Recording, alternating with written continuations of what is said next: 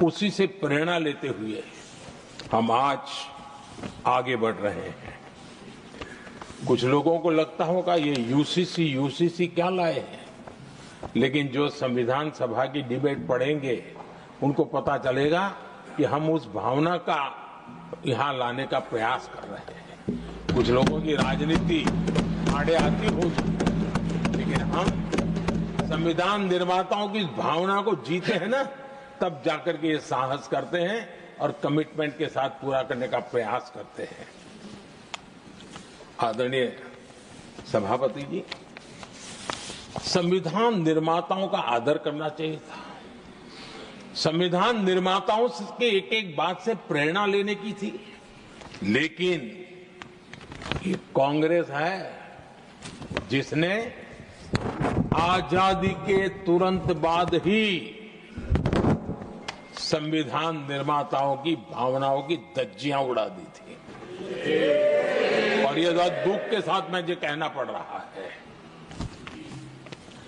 आप कल्पना कर सकते थे कि जब देश में चुनी हुई सरकार नहीं थी, एक स्टॉप गैप अरेंजमेंट था चुनाव तक का, वो स्टॉप गैप अरेंजमेंट में जो बैठे थे महाशय, उन्होंने संविधान में संशोधन कर दिया आते ही।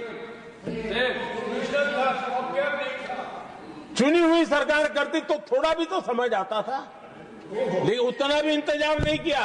और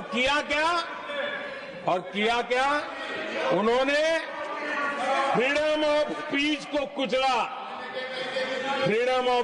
को कुचला, अखबारों पर, प्रेस पर लगाम लगाई और डेमोक्रेट का टैग लगाकर घूमते रहे दुनिया में।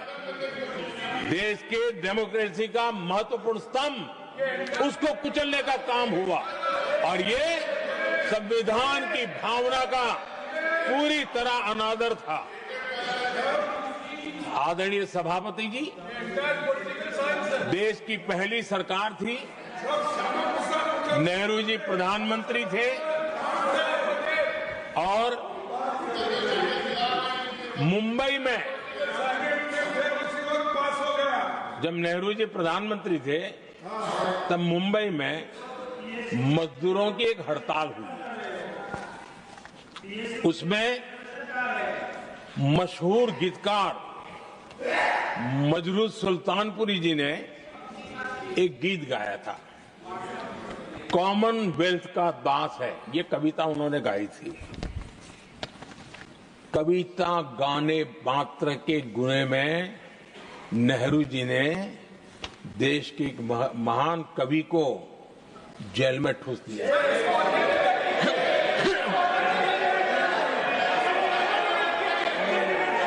मशहूर एक्टर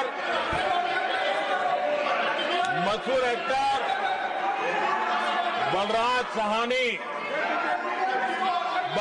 साहनी जी सिर्फ एक जुलूस में शामिल हुए थे, आंदोलन करने वालों के जुलूस में शामिल हुए थे, इसलिए बलराज साहनी जी को जेल में बंद कर दिया गया।